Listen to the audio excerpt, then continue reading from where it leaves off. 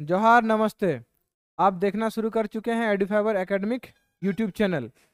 तो आज हम लोग बात करेंगे मॉडल पेपर का जो बचा हुआ कुछ जो क्वेश्चंस था उनके बारे में। आज उनको कंप्लीट कर देंगे 12th का। ठीक है, चलिए चलिए शुरू करते हैं। पहला क्वेश्चन है, among the following substance the lowest vapour pressure is exerted by. ठीक है, यहाँ पे सिंपल आपको पूछा गया है वेपर प्रेशर। ठीक है, वेपर प्रेशर हमको पता है कि वाटर, अल्कोहल और ईथर, किसका वेपर प्रेशर इसमें सबसे कम होगा ये आपको पता करना है। सिंपल सा बात है। तो हम यहाँ पे चेक करेंगे इसका वोलाटिलिटी कि कौन कम वोलाटाइल है। जो कम वोलाटाइल होगा उसका वेपर प्रेशर क्या होगा, लोएस्ट होगा, कम होगा। ठीक है, सॉल्यूशन का सरफेस से जिसका मॉलिक्यूल स्केप बहुत कम करेगा, ठीक है, मतलब कम वोलाटाइल जिसका होगा, वही आपका क्या हो जाएगा साहब, वेपर प्रेशर लोएस्ट। ठीक है, तो हमको पता है कि जब हम लोग वाटर का बात करते हैं H2O, पहला ऑप्शन देखते हैं। ठीक है, जब हम पहला ऑप्शन देखते हैं वाटर, तो इसमें हम लोग का क्या होता है, हाइड्रोजन बॉन्डिंग। वाटर मॉलिक्यूल के बीच में क्या होता है, हाइड्रोजन बॉन्डिंग। नेक्स्ट हम अल्कोहल लेते हैं, इसमें भी हम लोग का क्या होता है, जैसे CH3OH हम ले लेते हैं, इसमें भी आपका क्या होता है, हाइड्रोजन बॉन्डिंग, है ना। ईथर का क्या होता है केस में ईथर का केस में हो जाता है आपका, बोलिए, dipole dipole interaction. Dipole dipole interaction. ठीक है, और आपका जो डी ऑप्शन आता है, आपका क्या आता है, ये आपका ए हो गया, ये आपका बी हो गया ईथर का, ये आपका सी हो गया ईथर, ये अल्कोहल बी था।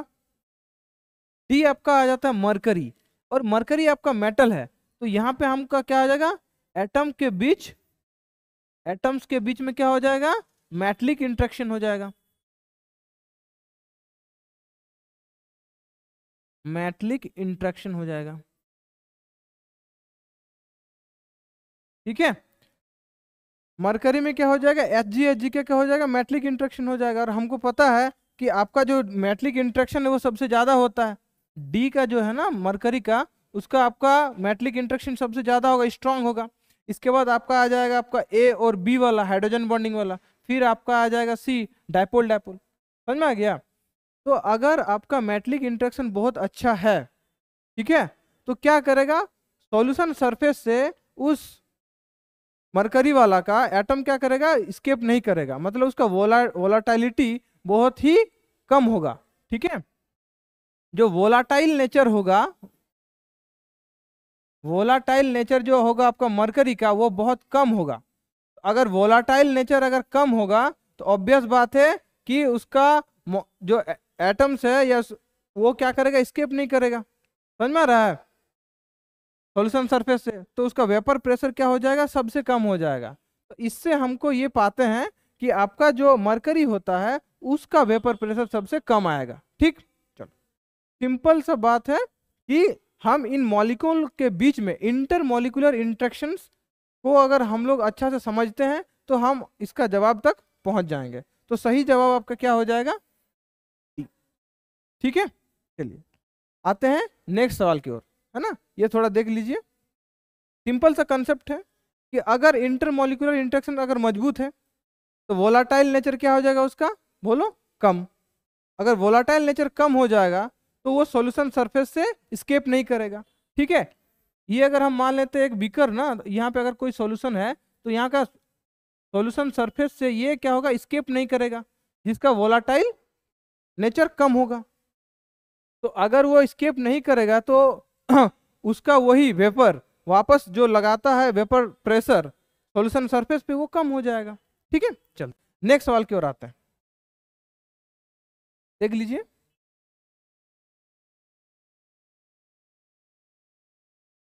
Next, the quantity of charge required to obtain 1 mole of aluminium from Al2O3। चलिए ये करते हैं।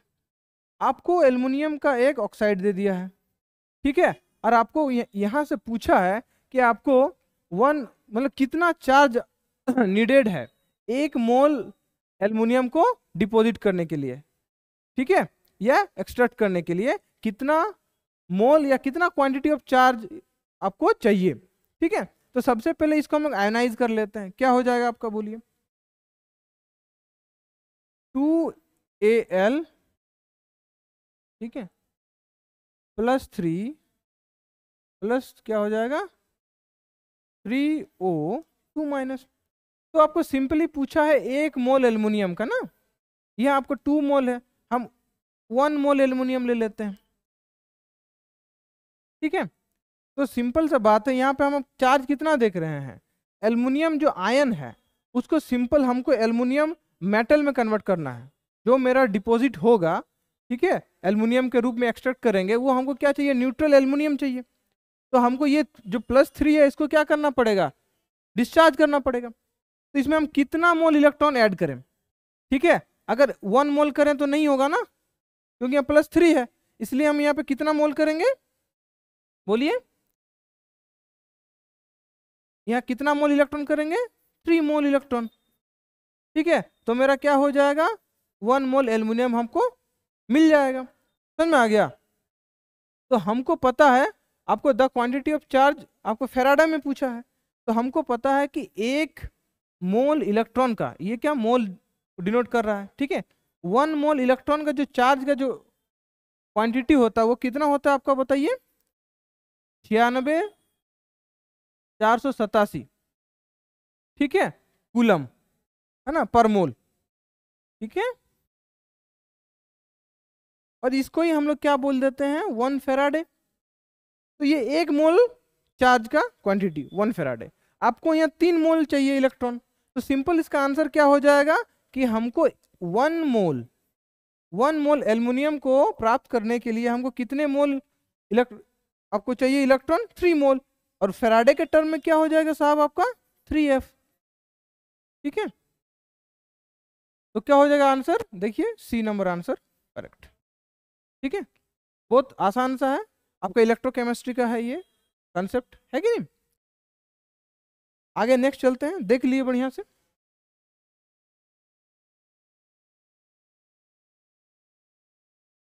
आइए थर्ड क्वेश्चन देखिए, the hybridization involved in NiCN4 square bracket 2-, ठीक है। यहाँ पे हम क्या करेंगे, सिंपली ये आपका एक कॉम्प्लेक्स कंपाउंड दिया हुआ है, ठीक है, इसका हम लोग ऑक्सीडेशन स्टेट निकाल लेते हैं Ni का, है ना। क्या है, Ni को हम अगर x माने तो Cn का होता है आपका 4 Cn है, एक Cn का -1 होता है, और ओवरऑल आपका पूरा मॉलिक्यूल में कितने चार्ज है, -2, ठीक है। तो x ये आपका क्या हो जाएगा, -2 + 4, आपका ऑक्सीडेशन स्टेट कितना आ जा रहा है, +2। तो आपका यहाँ जो Ni मेटल है वो आपका +2 ऑक्सीडेशन स्टेट में है, +2 ऑक्सीडेशन स्टेट में है, तो आपका क्या हो जाएगा बताइए, Ni का कितना होता है 28, है ना। सिंपल Ni का कितना होता है 28, है ना।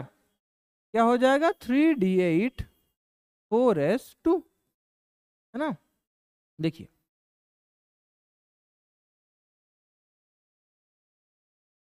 फिलअप करते हैं,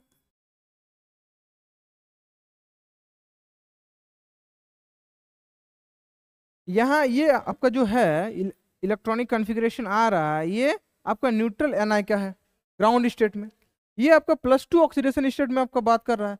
तो ये जो 2 इलेक्ट्रॉन है ये क्या कर जाएंगे, लीव कर जाएंगे यहाँ से। तो आपका जो इलेक्ट्रॉनिक कॉन्फ़िगरेशन अब बनेगा वो क्या बनेगा, कुछ इस तरह से बनेगा, ठीक है। और Cn आपका क्या है, यहाँ स्ट्रॉन्ग लिगेंड है, तो ये क्या करेगा, पेयरिंग अप कराएगा, है ना। यहाँ पे आपका 4S और यहाँ आपका 4P खाली है अभी, इसी से आपका आंसर हो जाएगा। अगर ये हम आपको बोल रहे हैं कि ये जो Cn लिगेंड है Cn-, ये क्या है आपका स्ट्रॉन्ग लिगेंड है,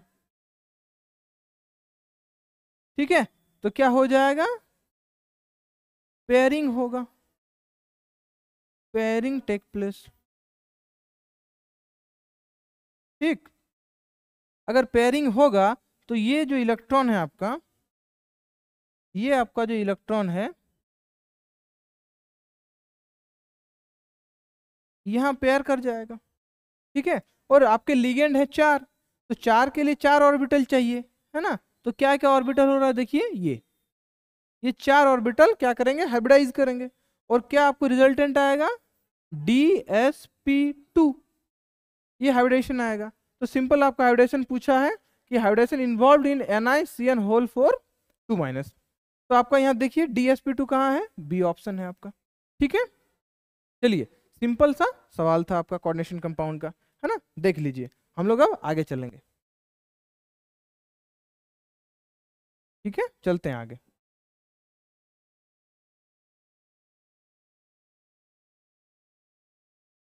देखिए, which of the following is not a neutral ligand, ठीक है। पूछा है आपका न्यूट्रल लिगेंड कौन नहीं है, ठीक है।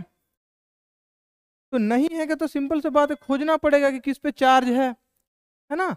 जिस पे चार्ज होगा वही आपका न्यूट्रल नहीं होगा। H2O हमको क्लियरली पता है इसमें कोई चार्ज नहीं होता, इसमें भी नहीं होता है, न्यूट्रल होता है, ये भी नहीं होता है। ONO इसको खाली आपको देखिए इसका अरेंजमेंट अलग तरीके से दे दिया है, सिंपल ये है कि आपका NO2-। तो देखो यहाँ पे एक चार्ज आ गया ना, ये क्या है आपका नेगेटिव चार्ज। तो ये क्या हो गया, ये लिगेंड कैसा हो गया, चार्ज लिगेंड हो गया, है ना। ये कैसे लिगेंड हो गया, चार्ज्ड। इसका मतलब ये क्या है, न्यूट्रल नहीं है, समझे। ऑप्शन नंबर सी चल जाएगा। ये बहुत ही सिंपल सा सवाल था, ठीक है। जिसको लिगेंड्स का थोड़ा सा पढ़ा होगा वो आराम से ये कर सकता है। ओके, नेक्स्ट चलते हैं।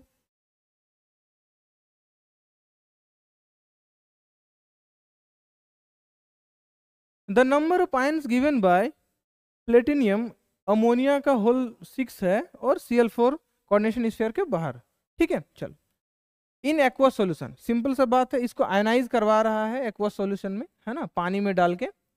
आपका कॉम्प्लेक्स है PtNH3 होल 6Cl4। इसको जब हम लोग आयनाइज करवाएंगे, ठीक है, वाटर में डाल के, तो ये टूटेगा कैसे, ये पूरा कोऑर्डिनेशन स्फीयर टूट जाता है एक पार्ट में, है ना। यही आपको हम लोग बोलते हैं कि एक कॉम्प्लेक्स कंपाउंड और एक डबल सॉल्ट में यही डिफरेंस है। डबल सॉल्ट में हर एक आयन टूट जाता है, लेकिन कॉम्प्लेक्स कंपाउंड में जो कॉम्प्लेक्स है आयन वो पूरा एक तरफ टूटता है, ठीक है। तो यहाँ ध्यान से देखो, यहाँ पे हो जाएगा आपका PtNH3 होल 6, ठीक है। ये आपका चल जाएगा ऐसे, प्लस आपका 4Cl-। समझ में आया, 4+ क्यों, क्योंकि 4Cl- टूट रहे हैं आपके, ठीक है। और समझ में आ गया। तो आपको यहाँ पूछा है नंबर ऑफ आयंस, ठीक है, 4 से तो 4 आपके Cl टूटे और एक आपका ये पूरा कॉम्प्लेक्स आयन, टोटल आपका कितना आयन हो गया, 5, ठीक है। तो यहाँ पे देख लीजिए कौन सा ऑप्शन है, सी। बात समझ में आ गया, है ना। सिंपल हम इस कॉम्प्लेक्स कंपाउंड को क्या कर दिए, पानी में क्या क्या डाल दिए और आयोनाइज हो गया, डिसोसिएट हो गया, वो 4Cl में डिसोसिएट हो गया और एक कॉम्प्लेक्स वाला में, ठीक है। चलते हैं, ये सवाल हो गया आपका, आगे चलते हैं।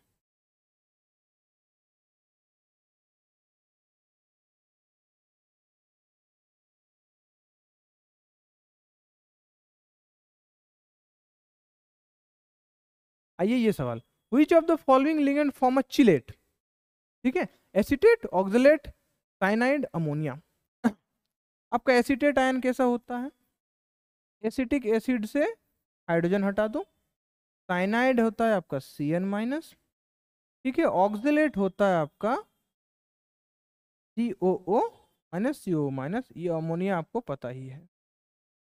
आपको चिलेट, सबसे पहले चिलेट का क्या है आपका फंक्शन, साइमल्टेनियसली मेटल आयन को दो तरफ से जो पकड़ता है उसको हम लोग सिंपल बोलते हैं चिलेटिंग लिगेंड या चिलेट लिगेंड बोलते हैं। और इस प्रोसेस को बोलते हैं या चिलेट करना, ठीक है। समझ में आया। तो हमको क्लियरली पता है कि साहब ये अमोनिया क्या है, एक ही तरफ से ये क्या करता है, मेटल आयन को पकड़ता है। साइनाइड भी एक साइड से पकड़ता है, एसीटेट भी बचा रहा है। ये देखिए यहाँ पे आपका क्या कर सकता है, ये दो तरफ से डोनेट कर सकता है, मेटल एटम को पकड़ सकता है, ठीक है। तो सिंपल सा बात है, आपको पूछा है कि चिलेट कौन शो करेगा, जो साइमल्टेनियसली मेटल एटम को क्या करे, कोऑर्डिनेट करे दोनों तरफ से साइमल्टेनियसली एक साथ। ठीक है, तो आपका क्या हो जाएगा आंसर बी। ठीक है, ये आंसर सही था, बी सही है, और ये बहुत इजी भी था। आगे चलते हैं, देख लीजिए एक बार, आगे चलते हैं। 7th, which of the following reaction follows Markovnikov's rule? Okay good, आपको सिंपल सा मार्कोनिकव्स पे बेस्ड पूछा है, 4 ऑप्शंस दिए हुए हैं। ठीक है, और याद रखिए कि मार्कोनिकव्स रूल्स आपका क्या किस में पढ़ते हैं, हम लोग बोलते हैं एडिशन रिएक्शन पढ़ते हैं। किसका, हाइड्रोजन हैलाइड का। ये है आपका हाइड्रोजन हैलाइड, इसको हम लोग कहाँ जोड़ते हैं, सिंपल एल्कीन में क्या करते हैं, ऐड करते हैं।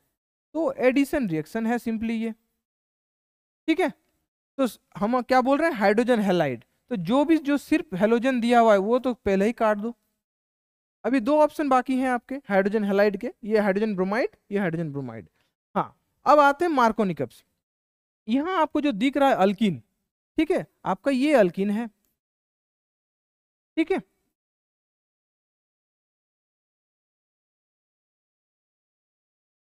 देखिए ये क्या है ना आपका, यहाँ पे अगर एक हम सिमेट्रिकल प्लेन डालें तो दोनों तरफ सेम है। इस कार्बन, एक कार्बन इधर, एक कार्बन ये, इधर एक हाइड्रोजन, इधर भी एक हाइड्रोजन, इधर एक हाइड्रोजन, इधर भी। तो ये आपका सिमेट्रिकल अल्कीन है। तो सिमेट्रिकल अल्कीन में आपका ये जो नेगेटिव पार्ट है Br माइनस, और ये जो एडिशन होता है HBr का, वो Br चाहे आप इधर जोड़िए तो इधर जोड़िए, ताकि वो सिमेट्रिकल क्या है, दोनों तरफ है पोजिशन से। तो मार्कोनिकव्स इस सिमेट्रिकल अल्कीन्स के बारे में नहीं बताता है, वो क्या किस पे बताता है, अनसिमेट्रिकल अल्कीन पे। तो मेरा इसका मतलब ये ए भी नहीं होगा, एक बचा हुआ है सी, ये करेक्ट आंसर है। क्यों, क्योंकि देखिए ये आपका CH3, ये आपका CH2 सॉरी, यहाँ पे ये होगा, ओहो आते हैं ना, ये आपका सही आंसर था ना, देखते हैं।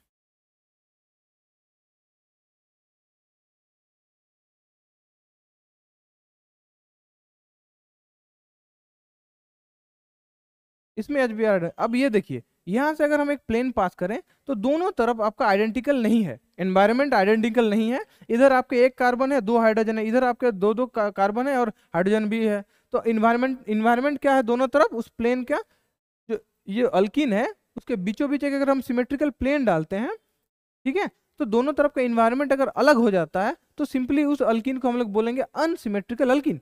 ठीक है, और मार्कोनिकव्स रूल क्लियरली सिर्फ अनसिमेट्रिकल अल्कीन के बारे में ही बात करता है, और वो ये बताता है कि कौन सा प्रोडक्ट जो आपका आएगा वो स्टेबल होगा, ज्यादा मोर स्टेबल प्रोडक्ट वो बताता है। ठीक है, तो आपको हम बोल दिए कि ये हाइड्रोजन हैलाइड का, ये तो ये दोनों कट गया था, ये आपका सिमेट्रिकल अल्कीन है, तो इसमें आपको मार्कोनिकव्स नहीं लगा सकते, बचा रहा ये। ठीक है, तो हम लोग क्या बोलते हैं कि HBr, Br वहां जाके जुड़ता है जहां पे आपका हाइड्रोजन का क्या हो, कम हो, हाइड्रोजन का जो नंबर है वो कम हो, वहां जाके आपका क्या जुड़ता है, Br। तो सिंपली हम यहाँ पे क्या जुड़ जाएगा, CH था, आप यहाँ Br जोड़ दीजिए, और इधर आपका CH2 और एक H जोड़ दीजिए। ठीक है, क्यों यहाँ हम लोग क्यों जोड़ते हैं कम हाइड्रोजन के पास, ये सिंपली एक वो रूल तो बना दिया। इसका मैकेनिज्म बताता है कि जो सेकेंडरी कार्बोकेटायन है वो 1 डिग्री से ज्यादा स्टेबल होता है, इसलिए ये वाला मोर स्टेबल प्रोडक्ट आपका बनता है Br। इसलिए आपका हम लोग कहाँ जोड़ देते हैं, जहां पे हाइड्रोजन कम है। ये एक रूल उन्होंने बना दिया मार्कोनिकव्स ने। ओके, चलिए, और इसका जो Br को अगर हम इस यहाँ पे जोड़ दें तो 1 डिग्री प्रोडक्ट बनेगा, वो लेस स्टेबल होता है, क्योंकि ये आपका हो जाता है प्राइमरी कार्बोकेटायन, है ना, 1 डिग्री कार्बोकेटायन। तो हमको पता है कि 2 डिग्री कार्बोकेटायन ज्यादा स्टेबल होता है, ज्यादा स्टेबल होता है देन 1 डिग्री कार्बोकेटायन। ठीक है, बात समझ में आया, चलिए। तो हमको कौन वाला आंसर चल जाएगा, ये सी, अनसिमेट्रिकल वाला।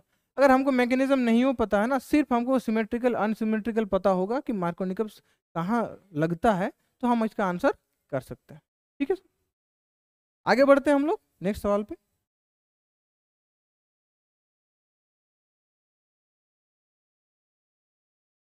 Which of the following compounds has the highest boiling point. ठीक है, ये सवाल बहुत अच्छा है, हम लोग देखते हैं। सबसे पहले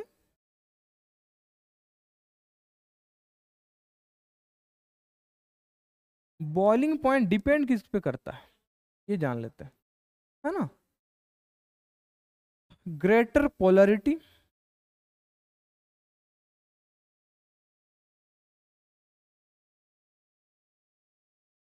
ठीक है। दूसरा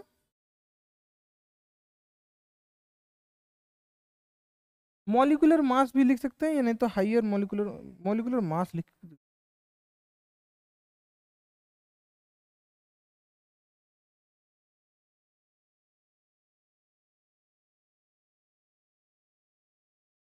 ठीक है। तीसरा ब्रांचिंग पे भी डिपेंड करता है,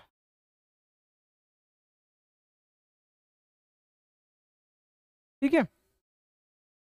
यहाँ पे देखिए पोलैरिटी का जहां बात करेंगे तो आपका यहाँ भी क्लोरीन क्लोरीन क्लोरीन क्लोरीन, तो ये जो CCl जो बॉन्ड है, CCl जो बॉन्ड पोलैरिटी है, ये नेगेटिव ये पॉजिटिव, ये आपका सब तरफ क्या है, सेम दिख रहा है, ठीक है।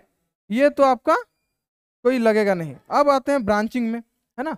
ब्रांचिंग में क्यों हम बोल रहे हैं आपको, यहाँ पे देखिए CH3 ब्रांचिंग है इंपॉर्टेंट, ये इसलिए हो जाता है कि जब भी मॉलिक्यूल पे ब्रांचिंग होने लगे तो वो मॉलिक्यूल सिमेट्रिकल की ओर बढ़ने लगता है, सिमेट्री की ओर बढ़ने लगता है। जब वो सिमेट्रिकल होता है तो जो इंट्रैक्शंस हो रहा है, ठीक है, मॉलिक्यूलर इंट्रैक्शन जो इसमें हो रहा है जो भी, वो क्या हो जाता है, उतना प्रॉपर वे में नहीं होता है, ठीक है, क्योंकि उस उतना सरफेस एरिया नहीं बनता उनका कांटेक्ट का, ठीक है। इसलिए आपका क्या हो जाता है, अगर उसका इंट्रैक्शन फोर्स ऑफ अट्रैक्शन जो है उनके बीच में, वो अगर मॉलिक्यूल्स के बीच में inter molecular forces of attraction अगर अच्छा से नहीं हुआ तो ऑब्वियस बात है वो कमजोर होंगे, कमजोर होंगे तो कम टेम्परेचर में क्या कर जाएंगे, बॉयल कर जाएंगे। इसका मतलब क्या है, बॉइलिंग पॉइंट डिक्रीज हो गया। तो जो भी ब्रांचिंग है वो आपका तो होने से रहा, ठीक है। इसलिए आपका यहाँ पे सिंपल कौन वाला चल जाएगा, देखिए यहाँ आपका 1 2 3 4 कार्बन, 1 2 3 4, लेकिन ये आपका ब्रांचिंग में है, ठीक है, ये तो प्योर ब्रांचिंग है। और ये आपका 3 कार्बन है, यहाँ पे हम क्या बोले, मॉलिक्यूलर मास, तो जिसके जितना ज्यादा एटम्स होंगे उसका मॉलिक्यूलर मास ज्यादा होगा, तो क्लियरली बी ऑप्शन आपका जा रहा है, ठीक है। तो ये जो सवाल है वो सिंपली आपका मॉलिक्यूलर मास से हो जाएगा, है कि नहीं। ब्रांचिंग का केस आपको हम समझा दिए, जब भी मॉलिक्यूल में, कंपाउंड में या मॉलिक्यूल में ब्रांचिंग होने लगे तो वो मॉलिक्यूल सिमेट्री की ओर जाता है, तो inter molecular force of attraction क्या हो जाता है, कमजोर पड़ जाता है, क्योंकि उनके बीच में कांटेक्ट का जो एरिया है वो कम होने लगता है, पॉइंट ऑफ कांटेक्ट, ठीक है। चलिए, तो आपका बॉइलिंग पॉइंट भी क्या कर जाता है, डिक्रीज कर जाता है। तो आपको पूछा है हाईएस्ट, तो आपका ये आंसर हो जाएगा, ठीक है, देख लीजिए। आते हैं नेक्स्ट सवाल पे।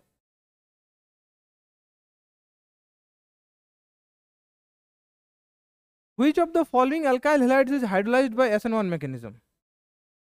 SN1 मैकेनिज्म में कौन सा अल्काइल हैलाइड क्या करेगा, हाइड्रोलाइज करेगा, ठीक है।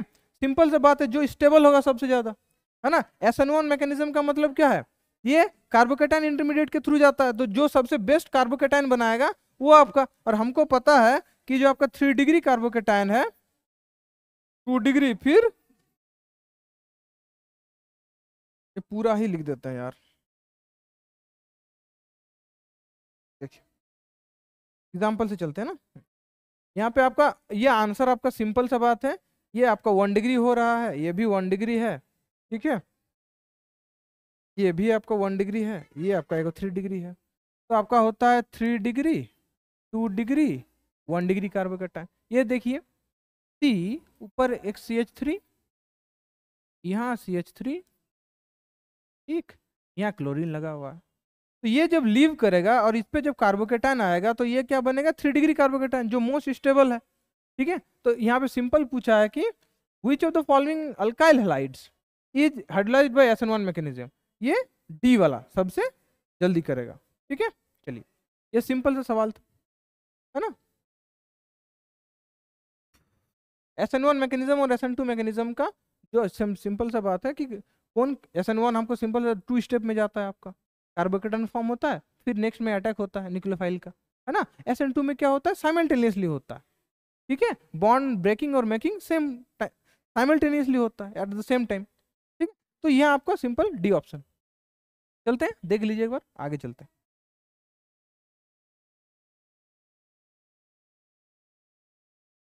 The ease of dehydrohalogenation of alkyl halide with alcoholic KOH।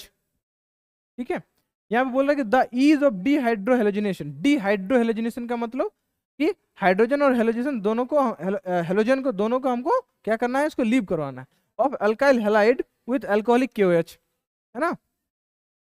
तो बोल रहा है कि किसमें इजीली होगा, है ना। तो देखिए, ये तो सिंपल आपको पता है होता है कि 3 डिग्री 2 डिग्री और 1 डिग्री वाला। अच्छा, ये डीहाइड्रोहेलोजिनेशन मतलब आपका एलिमिनेशन रिएक्शन का है। देखिए ध्यान से,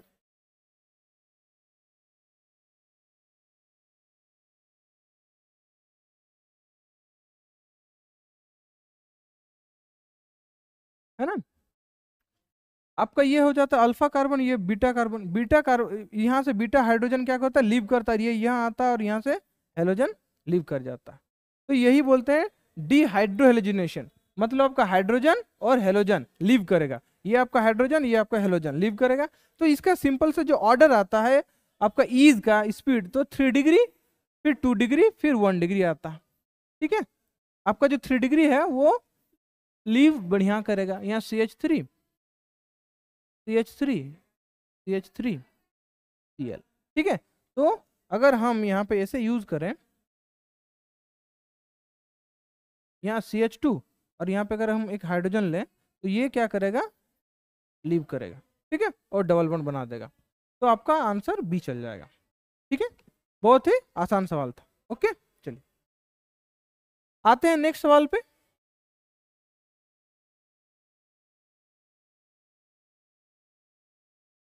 Which of the following haloalkane is most reactive?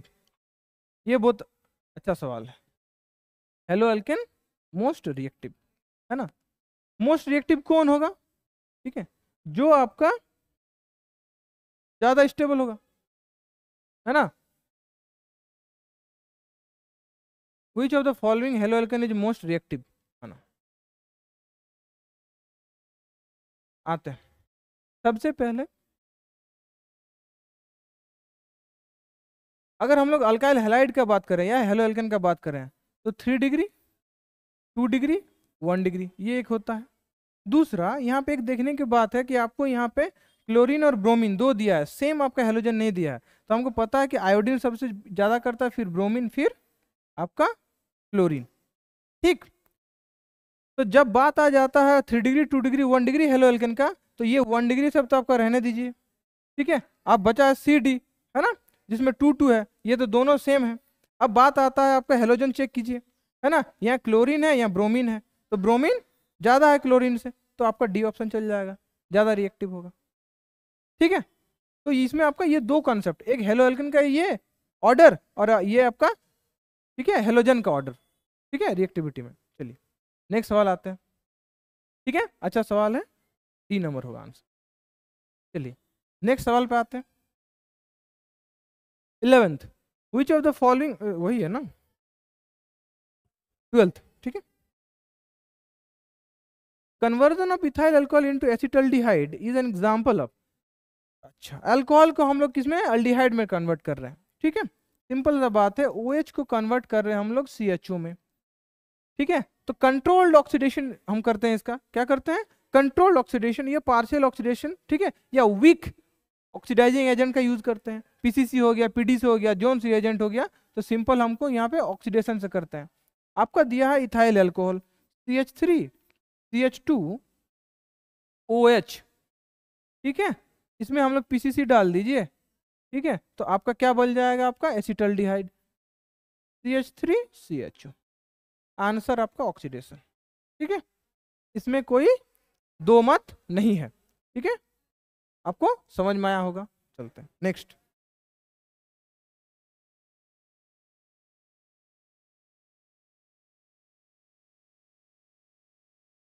Product obtain when sodium phenoxide ion reacts with carbon dioxide. ठीक है, आपको सिंपल प्रोडक्ट पूछा है ना, फिनॉक्साइड आयन को इससे रिएक्ट करवा रहे हैं कार्बन डाइऑक्साइड से।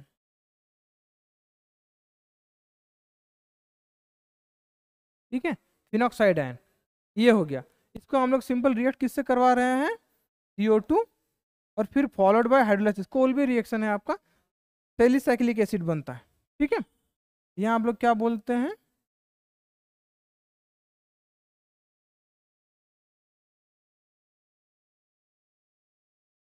ठीक है, ये आपका बनता है सैलिसाइक्लिक एसिड। ठीक है, हो गया आपका, ये कोल्बे रिएक्शन है।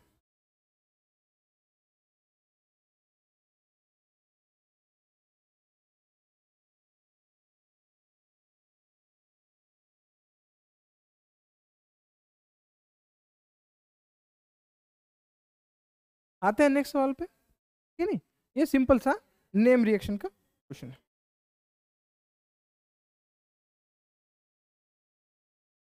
Ether is obtained from the ethyl alcohol in presence of H2SO4 at, बहुत अच्छा सवाल है। इस सवाल से हमको पता चलता है कि किसी भी ऑर्गेनिक्स रिएक्शंस में आपका कि कंडीशन कितना मैटर करता है। एरो के ऊपर में हम जो कंडीशन लगाते हैं, रिएजेंट्स भी लगाते हैं, सॉल्वेंट्स भी लगाते हैं, तो ये टेम्परेचर की बात है ना।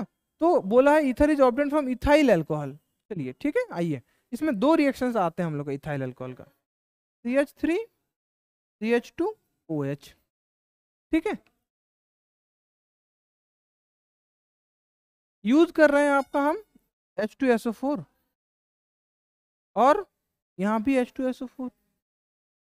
ध्यान दीजिए, जो आपका ज्यादा ये 443 केल्विन है, टेम्परेचर जहाँ 443 केल्विन है, वह हमको क्या मिल जाता है, अल्कीन देखने को मिलता है।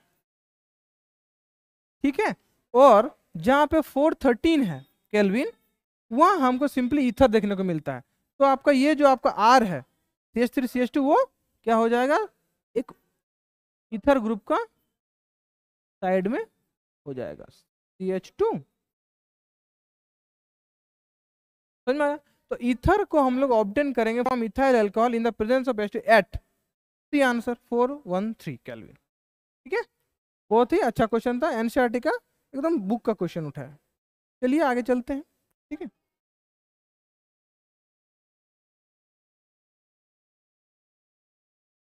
The product of hydrolysis of ozonide of 1 butene are. ठीक है, सिंपल से ओजोनोलाइसिस से सवाल पूछा है, 11th में भी है साहब और 12th में भी, तो आपका क्वेश्चन देखिए है ही। ठीक है, उसका मॉडल पेपर में है ना, the product of hydrolysis of ozonide of 1 butene. चलिए ब्यूटीन का करते हैं, 1 ब्यूटीन। ठीक है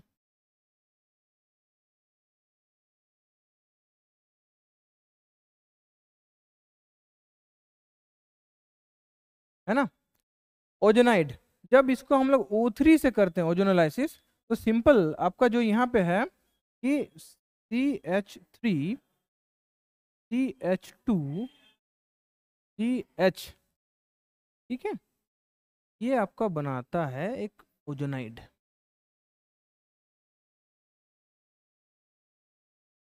ठीक है, और इसका जो ब्रेकिंग होता है समथिंग इस टाइप होता है। ठीक है,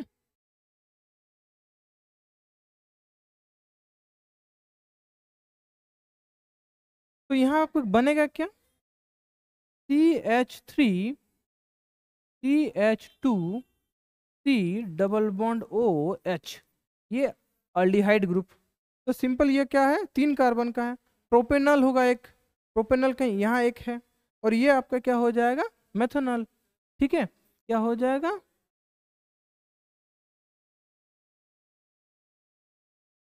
C डबल बॉन्ड,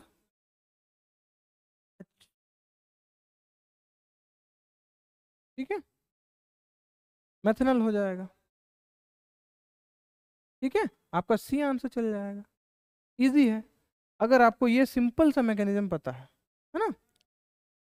ठीक है साहब, तो ये आपका लास्ट सवाल था, सिंपल सा ओजोनाइसिस से क्वेश्चन है, ओजोनाइड से क्वेश्चन है। आपका आंसर क्या हो जाएगा, यहाँ पे देखिए, ये प्रोपेनल बन जाएगा और यहाँ आपका हो जाएगा ये मेथनल बन जाएगा, मेथनल, ऑप्शन नंबर C। ठीक है, तो बहुत बहुत थैंक्स आप वीडियो देखने के लिए। ठीक है, ऐसे ही और भी वीडियो आपको लाते रहेंगे। ठीक है, चलिए आज के लिए बस इतना ही, और जो भी अगर आपको सवाल होगा कमेंट में आप बताइएगा, ठीक है, कैसा लगा आपको, हेल्पफुल रहेगा ये, ठीक है। क्या कि सारा क्वेश्चंस इस तरह से बनाया गया है कि आपका एग्जाम में ये या तो इसी कंसेप्ट से पूछेगा या एकदम ऐसा हुबहू इसका उठा के पूछ देता है कभी कभी, ठीक है। चलिए, धन्यवाद।